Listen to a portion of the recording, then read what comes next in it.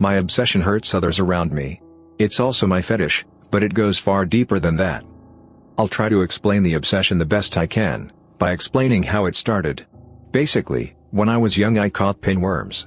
It was a strange feeling and the itch was painful. My parents took me to the doctor and I got medication to cure it. This event is what sparked my obsession. The thought that my body could be their whole world, their lifeline. Almost a planet of sorts. It was so interesting. After that I began researching pinworms and other parasites. And I found out the human body already hosts parasites, such as Demodex on their eyelashes, and I wanted to know how many a human body could endure without a chance of serious health issues. This curiosity has plagued my mind for years. I'm now 25, but I am very well versed in parasites as I have been studying them for over 10 years. I also purposely infect myself with non-lethal parasites because it's part of a fetish of mine. Some have worked better than others. Quite a few have given me serious diarrhea and fevers, while others have been much more bearable. I currently have pinworms and tapeworms, various non-pathogenic protozoa and pubic lice. I am incredibly masochistic, so although it's uncomfortable I do feel pleasure from it. All these parasites mean I need to eat a lot more than the average person and I still look thin, and to be quite honest it means I can enjoy so much more food than most people. I also keep multiple cultures of bed bugs and leeches in containers and allow them to feed on my blood sometimes, although those kinds are not really my passion as they do not live primarily on the human body, but I think they're interesting nonetheless, and I find them pretty cute. Now it's time for the confession. My obsession and fetish isn't just about infecting myself anymore. I also have the desire to infect others and I have acted on those desires. Sometimes my parasites just pioneer to new lands on their own. My family have caught pinworms multiple times without my intention, and other times I purposely spread them. I have infected strangers, friends and even my own family. I know it's bad but I just can't stop. I think I have parasites in my brain that makes me feel like I need to spread them. I know how crazy that sounds, but if you knew the feeling you'd understand. Maybe it's just a mental illness, or maybe its origin is parasitic in nature, I really don't know. All I know is it feels good when I do these things. I feel an intense need to spread my children, and when I do I feel pleasure. I must have spread thousands of my children over the years. I sometimes sprinkle tapeworm eggs into people's drinks when I'm out at clubs. I also caught pubic lice from sex with a random woman I met at the same club, and in return I'm pretty sure I gave her pinworms, so it was a trade.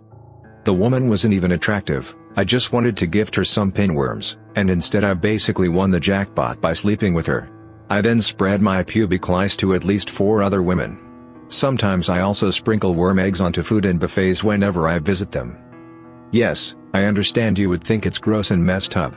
I am basically betraying my species for my children. It's hard.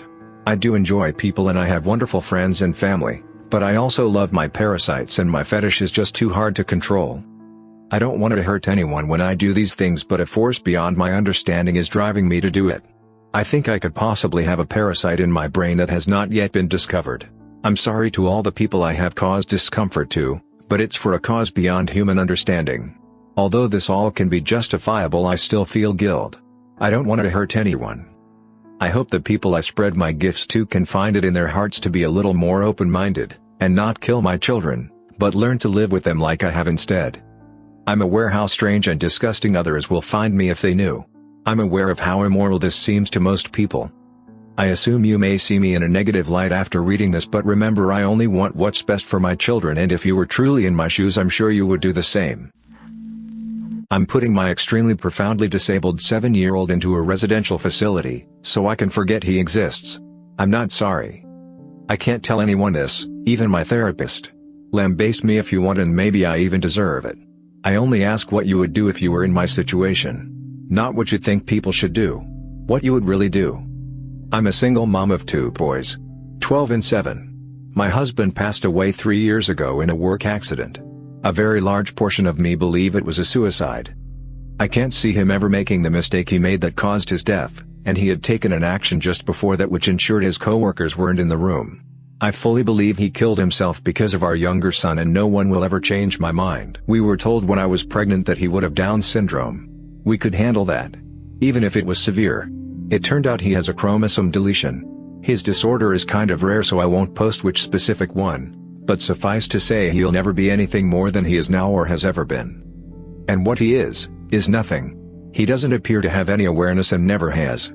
His eyes are locked in one position. He doesn't respond to noise, touch, or pain. He is total care. He is capable of nothing. He is tube-fed and on oxygen. He is in diapers and will be forever. He makes no sounds, no attempts to communicate. He never even really cried as a baby. He has never made an attempt to interact with anyone or his environment. I'm not upset because I got a special needs and imperfect child. I feel the way I feel because this thing takes up 200% of my time and does nothing. I didn't get an imperfect child. I didn't get a child. I don't love him. He doesn't have any personality, there is nothing to love. And yet I'm responsible for him. In addition to his extreme delays, he's also medically fragile. Respiratory crises, fecal impactions, his autonomic nervous system doesn't function properly, issues with his G-tube, infections, pressure sores no matter what we put him on or how we position him. Our older son has suffered because his non-existent brother has colored everything in his life. His medical care gets delayed because there's only one of me and his brother is more critical. We do have a visiting home nurse but only 20 hours a week and we aren't eligible for more. I was starting law school, I gave up my dreams and my plan for my children for this potato. My older son can't do a lot of things he wants to do because of the younger's need for care and appointments. The final straw was I heard a sound. I went into younger son's room to check, thinking he had forgotten how to breathe again, and saw our older son hitting him and screaming, "You're why I don't have a mother. You're why I don't have a father. You're why I can't have friends over. You're why I can't be in sports. I didn't ask for you and I hope you die." Instead of being horrified, I watched. And younger son just did not react. No signs of pain or fear or upset. No reaction at all. He breathes but he is not alive. He doesn't know who I am.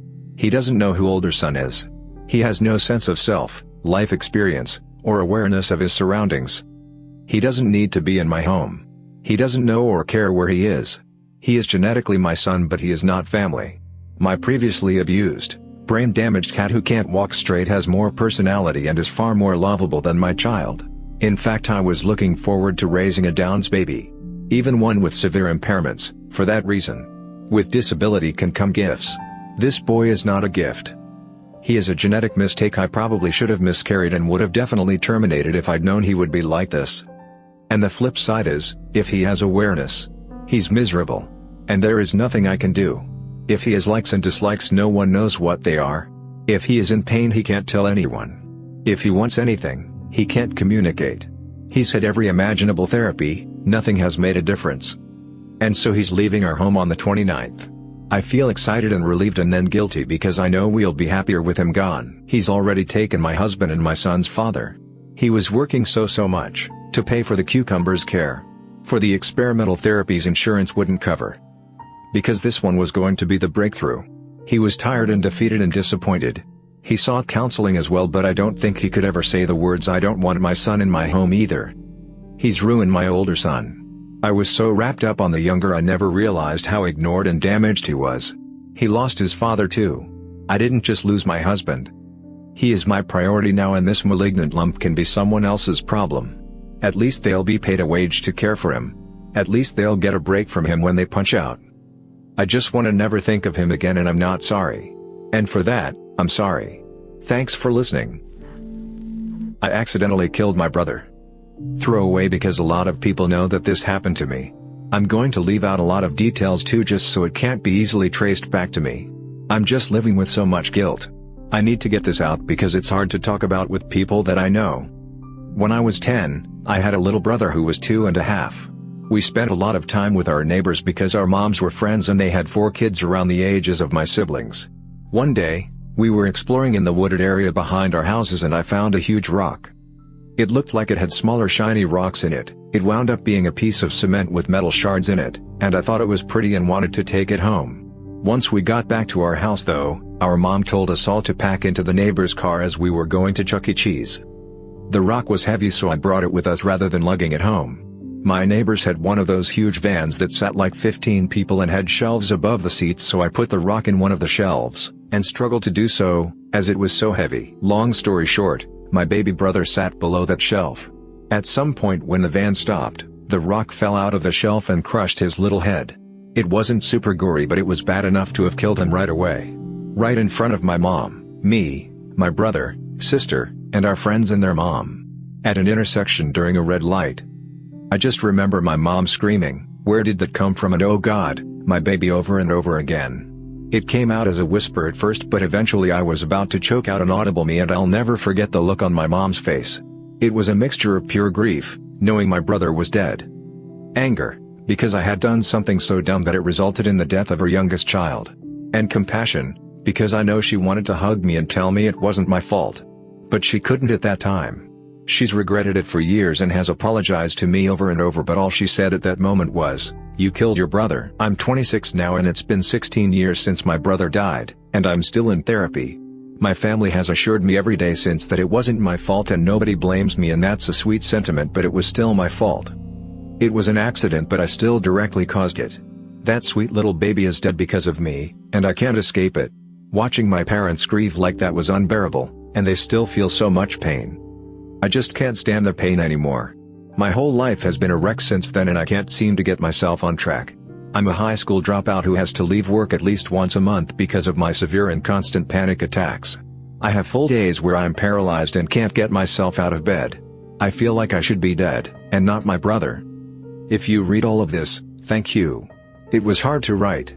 I just need the universe to know that I haven't forgot what I've done, and I want everyone to know that I'm so sorry. I'll never forgive myself and I'll never forget. I regret having my child. I was married for 15 years to my high school sweetheart. We had 2 beautiful kids, 13 and 9. For many reasons, we divorced. Skip to me starting to date again a year later. I meet an amazing woman almost right away, first month of dating again. We have a ton in common. We fall in love very quickly. She tells me early on that she wants kids. I had never wanted more kids. 2 was more than enough for me. I had even made an appointment to get snipped later that year. But this woman is perfect for me, and having kids is a deal breaker for her. So I decide I could do this all again, for her, for us. I'm approaching 40 when we finally start trying. Due to some health complications, she's over 35, and has high blood pressure. We ended up having to do IVF. It worked, and we were pregnant soon afterwards.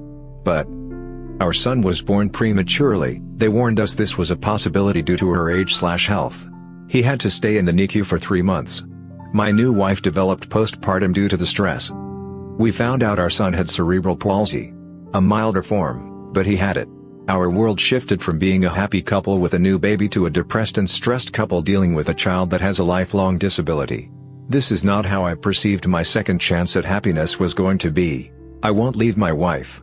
And I will love and take care of our son forever. But not a day goes by where I don't regret my decision to have more kids. I should have listened to my gut from the beginning and called off the relationship early on. She wanted kids, and I didn't. But I did this for her. Now I'm depressed, financially strained, and my future isn't the relaxing one I pictured. I can never tell my wife this, of course. And I feel bad even writing this to you, all of you. But I just needed to get it out.